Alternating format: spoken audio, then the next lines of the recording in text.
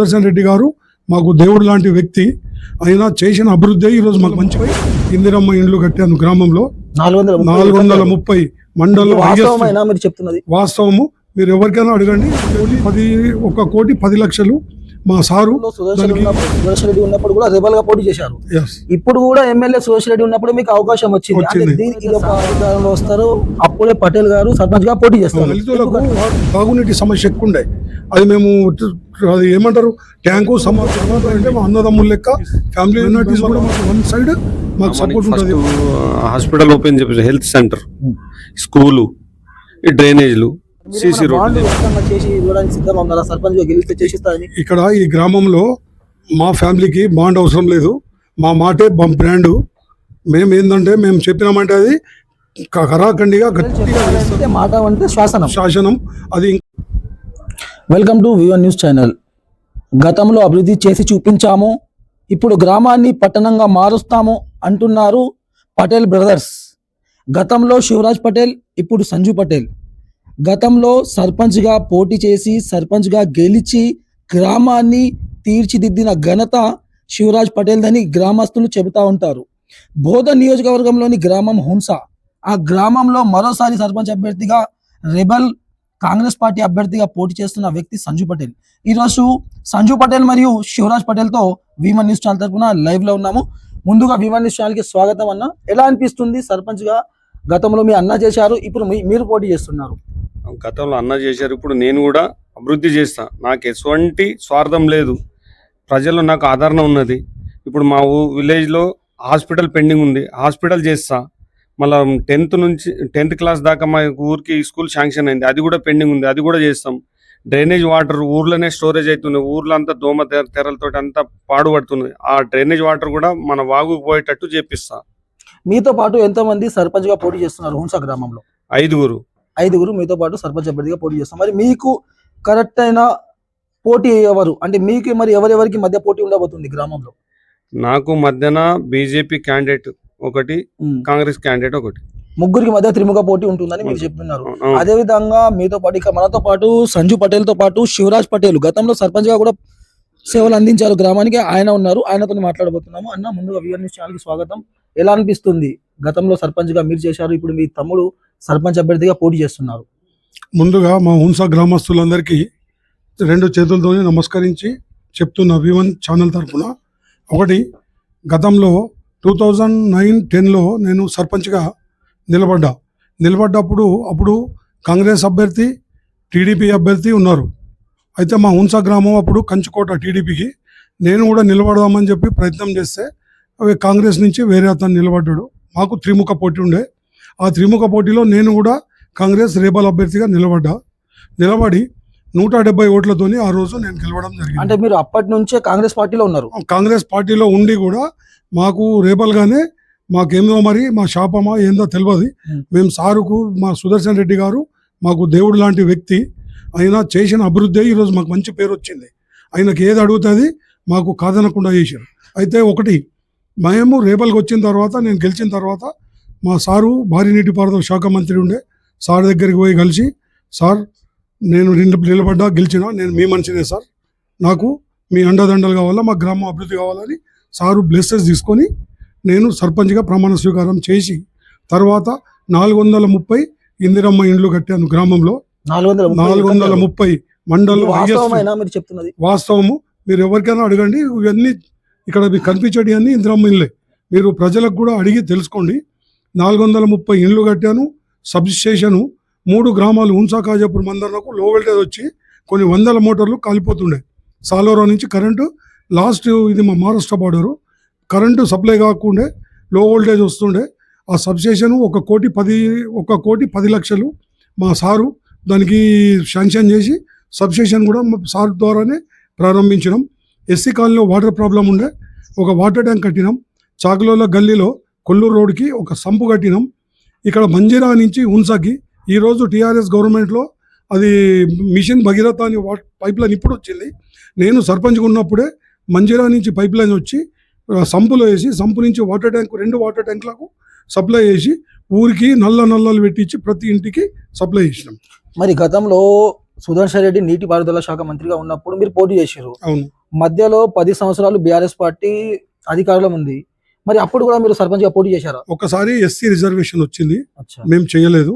Second time lady వచ్చింది, BC lady మాకు కుదురుతుండే, కానీ మేము బీసీ లేడీ అనేసరికి మేము చేయలేకపోయినాం. ఇప్పుడు అవకాశం వచ్చింది. ఈ అవకాశాన్ని ఎట్లా చూస్తున్నారు అంటే గతంలో సుదర్శన్ రెడ్డి ఉన్నప్పుడు కూడా రెబల్ గా పోటీ చేశారు. Yes. ఇప్పుడు కూడా ఎమ్మెల్యే సుదర్శన్ రెడ్డి ఉన్నప్పుడు మీకు అవకాశం వచ్చింది. అంటే ఇది ఒక లక్క లేకుంటే ఇది మాకు లక్కే. మా సారు ఎమ్మెల్యే కావడం, మరి మినిస్టర్ కావడం, ఇప్పుడు ఇంకా క్యాబినెట్ హోదా వచ్చి సారు కూడా ప్రభుత్వ సలహాదారుడుగా ఉండడం మా లక్కు. మాకు సారు ఏ రోజు కూడా ఇట్లా పిలిచి కూర్చోబెట్టి మాకు పనులు చేసి పంపిస్తారు. మాకు ఏది చెప్పినా ఈ ఊర్లో మోరం కావాలా, అగ్రికల్చర్ రోడ్ల కంటే ప్రతిదీ ఇప్పుడు దాకా 3-4 రోడ్లు ఇచ్చిర్రు. ప్రతిదీ మాకు సహాయ సహకారాలు సారు ద్వారా మాకు ఉన్నాయి. సారు ఆశీస్సులే మాకు 1000 ఏనుగులంతా బలం. ఎప్పుడైతే సార్ అధికారంలో వస్తారో అప్పుడే పటేల్ గారు సర్పంచ్ గా పోటీ చేస్తారు. ఎందుకు అట్లా? సారు 3 సార్లు ఎమ్మెల్యేగా నిలబడ్డప్పుడు కూడా మా హున్సా గ్రామం నుంచి మేము మెజార్టీ ఇచ్చినాం. నేను ఒక్కడి కాదు, మా గ్రామ కాంగ్రెస్ కార్యకర్తలు కానివ్వండి, ప్రజలు కానివ్వండి, ప్రతి ఒక్కళ్ళు టీఆర్ఎస్ 10 సంవత్సరాలు గవర్నమెంట్ ఉన్నా కూడా ఎమ్మెల్యే ఉన్నప్పుడు కూడా మా గ్రామం నుంచి మా సుదర్శన్ రెడ్డి సార్కే మెజార్టీ ఇచ్చినాం. సారుకు మెజార్టీ ఇవ్వడం వల్ల ఈ గ్రామం నా గ్రామము.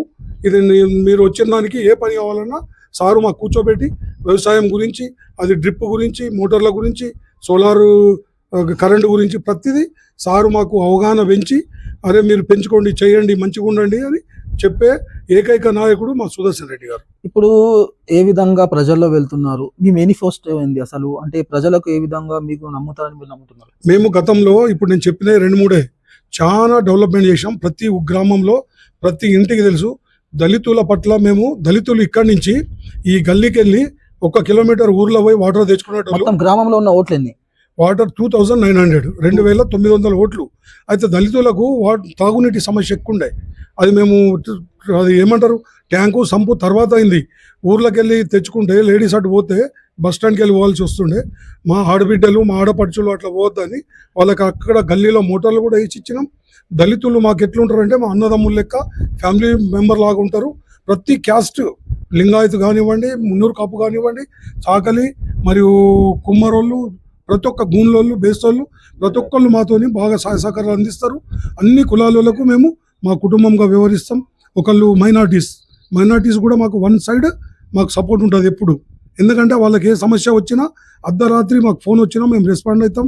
ఏ ఆఫీస్ పని ఉన్నా, ఏది ఉన్నా, పోలీస్ స్టేషన్ ఉన్నా, ఏ పంచాయతీ ఉన్నా, వాళ్ళ ఫ్యామిలీ ప్రాబ్లమ్స్ ఉన్నా మేము సాల్వ్ చేస్తాం. ఎవరు సర్పంచ్ ఉన్నా మాకు ఫోన్లు చేస్తారు, మేము మొత్తం సేవలు అందిస్తున్నాం. ఆ సేవలు సర్పంచ్ గా లేనప్పుడు కూడా మీరు సేవలు అందిస్తున్నారు. చాలా ఏ సర్పంచ్ వచ్చినా ఇప్పుడు ఏం చేశారు గ్రామస్తుల కోసం?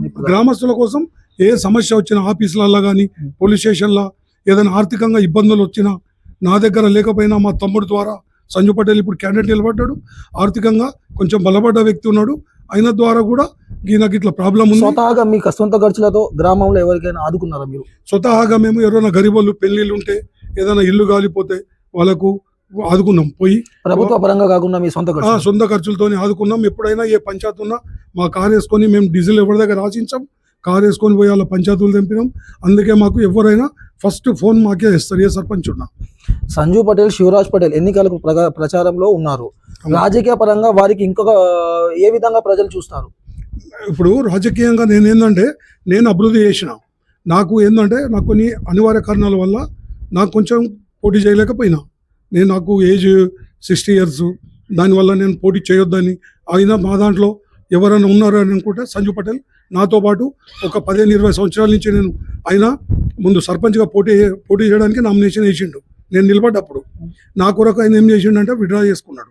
విత్డ్రా చేసుకున్న తర్వాత ఆయన గతంలో కూడా ఆయన వేసిండు, పోటీ చేయడానికి సిద్ధంగా ఉండే. ఒక్కసారి కాదు 3 సార్లు వేసిండు. ఒకసారి నాతోనే వేసి విత్డ్రా అయిండు. సెకండ్ టైం సంగ్రామ్ పటేల్ అని మా అల్లుడు అవుతాడు వరుసకి, మా అల్లుడు గారు నిలబడ్డప్పుడు మా అమ్మ మీరు తీసుకోమంటే అప్పుడు కూడా విత్డ్రా చేసుకున్నాడు. తర్వాత సొసైటీ చైర్మన్గా వచ్చినప్పుడు కూడా వేరే రవికి వాళ్ళకు అవకాశం ఇచ్చిండు. మరి సంజు పటేల్ గారు మీరు గతంలో విత్డ్రా చేసుకున్నారు, మరి గ్రామం కోసం ఇంతగా మీరు వాళ్ళ కోసం విత్డ్రా చేసుకున్నారు. మరి ఈసారి కూడా 5 అభ్యర్థులు ఉన్నారు. మరి 5 అభ్యర్థులు మీరు గట్టి పోటీ ఇస్తారా, చివరి దాకా పోరాడతారా, లేక మధ్యలోనే ఎవరి కోసమైనా ఇంకోసారి మీరు బలిదానం ఇస్తారా? లేదు, నేను చేసిన అభివృద్ధి, నేను చేసిన సాయానికి గట్టి పోటీ ఇస్తాను. నేను ఏ విధంగా పోటీ అవుతున్నారు మీరు? అన్న చేసిన పనులకు మేము చేసే సహాయానికి మేము ఏది ఆర్థికంగా వాళ్ళకి హాస్పిటల్ కానీ అన్న ఏదైనా అడుగు జాడల్లో తమ్ముడు నడుస్తాడని ఏ భావంతో విధంగా ఉన్నా. చెప్పబోతున్నారు? అన్న జాడుగులని తమ్ముడిని నడుస్తా ఖచ్చితంగా. ఖచ్చితంగా. ఉమ్. ఇంకొకటి, మీరు మొదట సర్పంచ్ గా గెలిస్తే గ్రామానికి ఏం చేస్తారు? గ్రామానికి ఫస్ట్ హాస్పిటల్ ఓపెన్ చేపిస్తా, హెల్త్ సెంటర్, ఉమ్. స్కూలు, ఈ డ్రైనేజ్లు, సీసీ రోడ్లు చేపిస్తా. మీరు ప్రజలకు ఇవన్నీ చేసిస్తారని నమ్మకం ఏంటి? ఒకవేళ ప్రజలు ఇవి చెప్పారు, జస్ట్ ప్రచార భాగంలో మాత్రమే చెప్పారు, గెలిచిన తర్వాత ఇది చేయలేదు అని మీకు మీకు ఏ విధంగా ప్రశ్నించాలి? మీరేమైనా బాండ్ రకంగా చేసి ఇవ్వడానికి సిద్ధంగా ఉన్నారా? సర్పంచ్ గా గెలిస్తే చేసిస్తారని. ఇక్కడ ఈ గ్రామంలో మా ఫ్యామిలీకి బాండ్ అవసరం లేదు. మా మాటే బ్రాండు. మేము ఏంటంటే మేము చెప్పినామంటే అది కరాఖండిగా గట్టిగా చేస్తారు. అంటే పటేల్ చెప్పారంటే మాట అంటే శాసనం. శాసనం. అది ఇంకోటి, అప్పుడు 420 ఇల్లు కట్టినాం. ఇప్పుడు అదే ఇల్లు, డబుల్ బెడ్రూమ్ ఇల్లు మేము మా సుదర్శన్ రెడ్డి ద్వారా ఇప్పుడు ఒక 20-25 శాంక్షన్ వచ్చినాయి. ఒక సగం కడుతున్నారు, సగం కట్టట్లేదు. ఉన్నదానికి కంప్లీట్ కూడా చేపిస్తాం.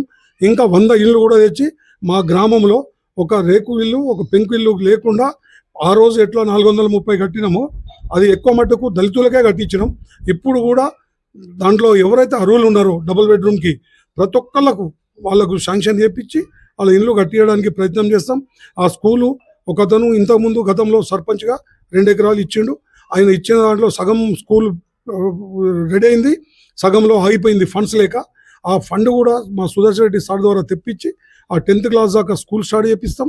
తర్వాత ఇప్పుడు ఏదైతే అది ఏమంటారు, మన పల్లె దవాఖానా అది మొత్తం టీఆర్ఎస్ హయాంలో కట్టిన తర్వాత ఆ జాగా, ఆ ప్లేస్ గురించి ఒక కిరికిరి వచ్చి ఒకతను దాంట్లో హైకోర్టులో స్టే తెచ్చిండు.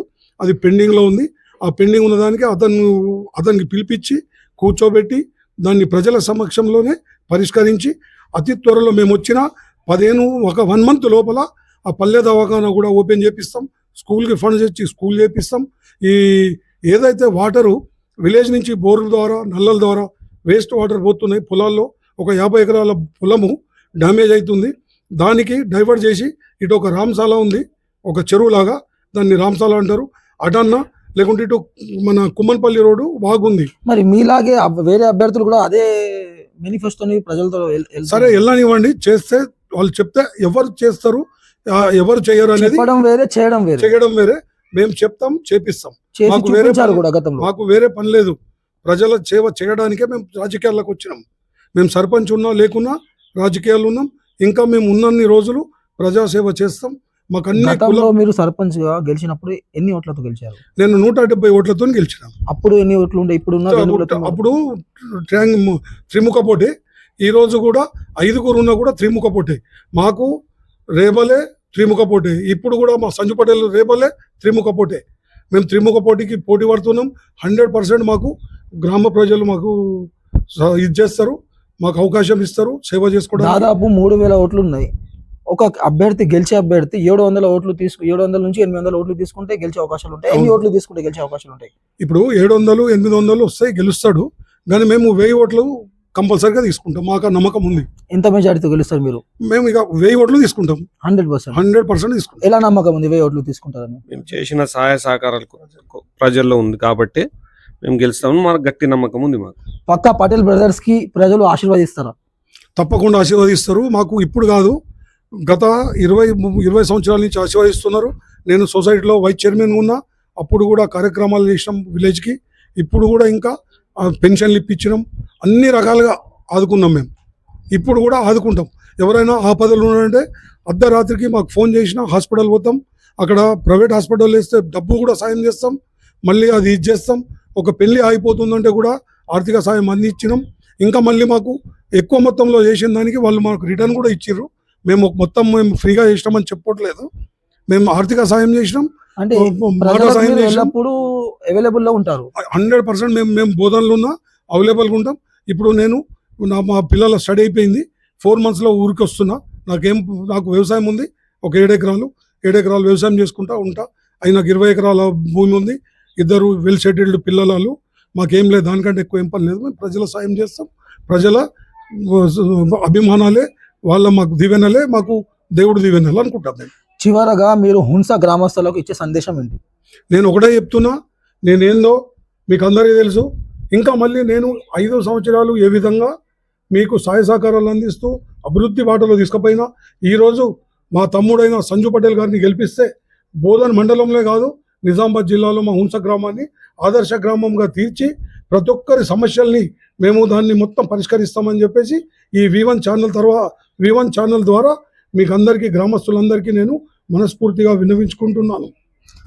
కెమెరామెన్ నాగభూషణంతో V1 న్యూస్ రిపోర్టర్ ఇర్ఫాన్. మన ఛానల్ ని వెంటనే సబ్స్క్రైబ్ చేసుకుని పక్కనే ఉన్న బెల్ ఐకాన్ కొట్టేసి నోటిఫికేషన్ ఆన్ లో పెట్టుకోండి.